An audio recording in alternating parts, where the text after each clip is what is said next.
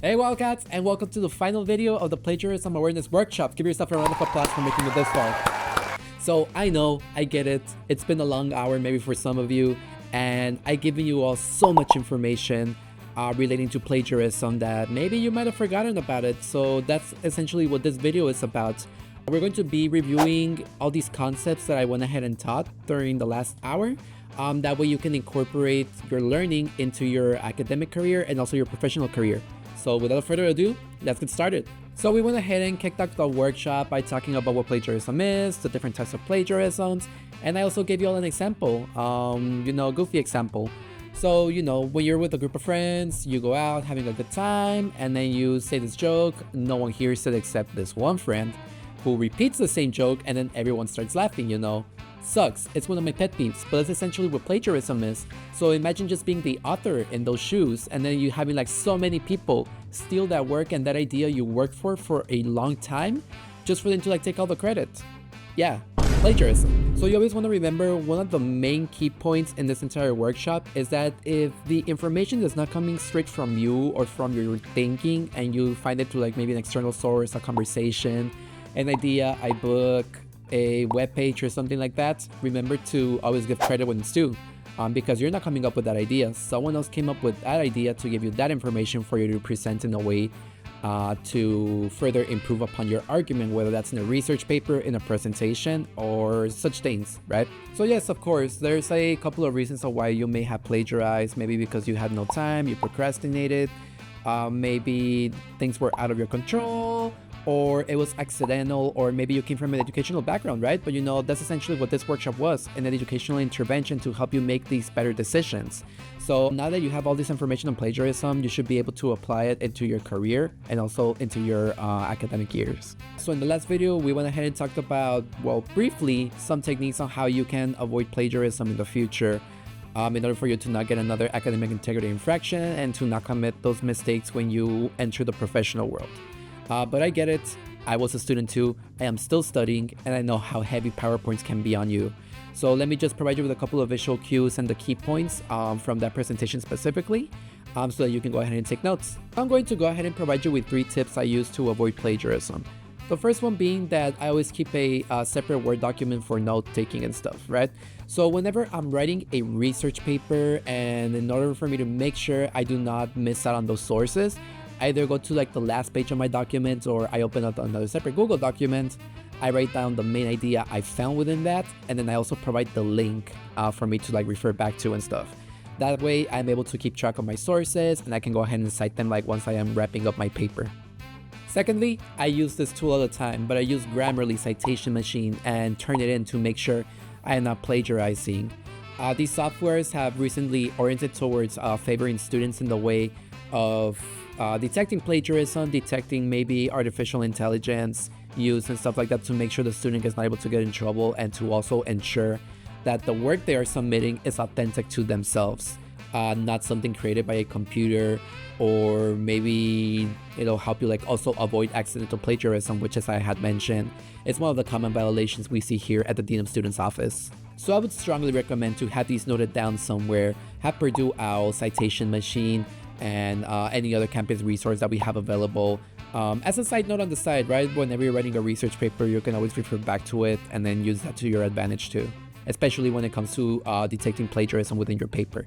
Grammarly does an amazing job with that, and Turnitin, well, it's even used by faculty, so I would also recommend using it before you submit a paper. And lastly, I cannot emphasize this enough, but always reach out to your instructor regarding artificial intelligence use. So as I mentioned on the artificial intelligence video, it's a technology that's innovating pretty fast, and it's basically and many people arguably see it as the future of everything, right? So while universities are still trying to figure out where they stand with artificial intelligence, in the University of Arizona included, I would always make sure you always reach out to your instructor, because they're the people who are essentially establishing the rules in their classroom. So you always want to ask them whether artificial intelligence technologies are allowed. Sometimes they are, or maybe instructors are also pretty much against it because they want students to produce their own authentic work, which is always pretty good, right? But always seek that clarification if you need it, and just make sure that you know what policies are established in the classroom to make sure you do not fall under another academic integrity infraction. And I want to emphasize one more time because I feel this is very important for your success in this workshop. And if there's anything you can take away, make it this. But remember, if you found the idea elsewhere, remember to cite. And this also goes for paraphrasing, right? I believe the best way to paraphrase is to read the passage multiple times, understand the idea, then go back to it, highlight any of the key points or write them down somewhere else. Then you can just write it down in your own words to make sure you understand the passage.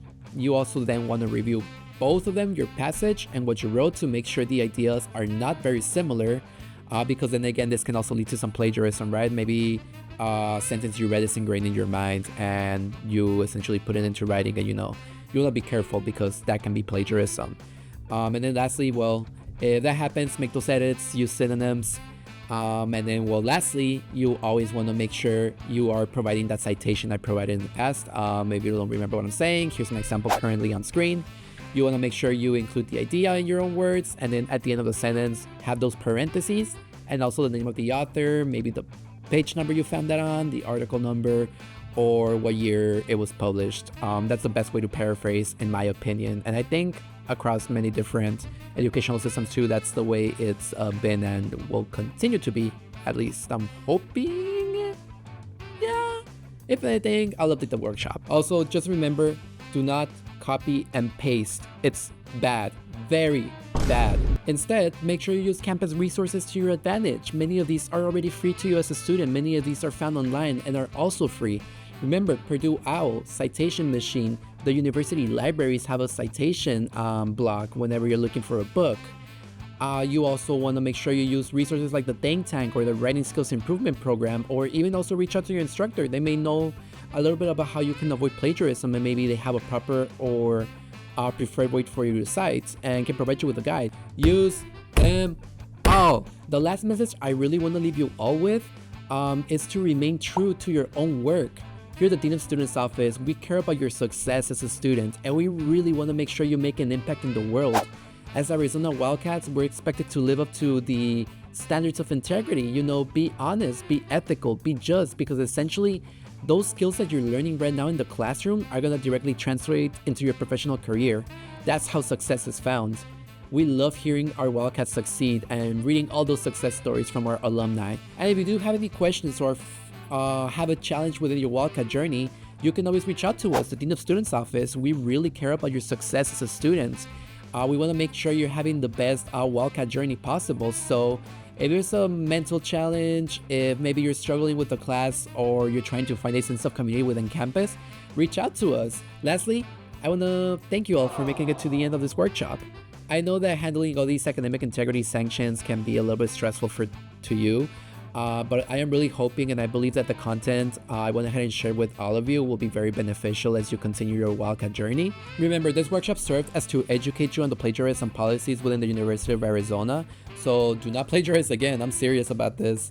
Because as I had mentioned, if there are multiple plagiarism violations or academic integrity infractions, you may be facing more severe sanctions like suspension, expulsion, and things like that. These are things established by the Arizona Board of Regents. And I know that might have sounded a little bit negative, so let's go ahead and end this on a fun note. Man, I really hope you guys heard of Dog Days with the Dean, because if you haven't, I'm not doing my job correctly. Students stop by here after a tough exam or maybe after class. I know we have a regular, shout out to all of you. And maybe you might be missing your puppy like I am. I miss Bella so much. So Dog Days with the Dean provides me that escape from the classroom, and I get to interact and play around with the puppies, and it's always a good time. We do not only have dogs, I know we've had cats come in the past, and even ponies. So if you want to be updated whether we have a pony or not that week, make sure you follow us on social media, which is right up here. So you're probably like, Armando, shut up, I want this workshop to be over, so I'll go ahead and do just that. Every single Friday, as I mentioned, we go ahead and check the workshop completions. You do not have to email us regarding that completion. I'll go ahead and check every single Friday morning and then send it off to the academic integrity supervisors, where they will be emailing you hopefully the following week regarding the receipt of completion. But yeah, other than that, you can always reach out to our office if you do need anything or some guidance. Maybe you need student assistance. We're here to help you in any way we can. We want to make sure your Wildcat journey is the best it can be. But other than that, thank you all for watching, and bear down, go Wildcats!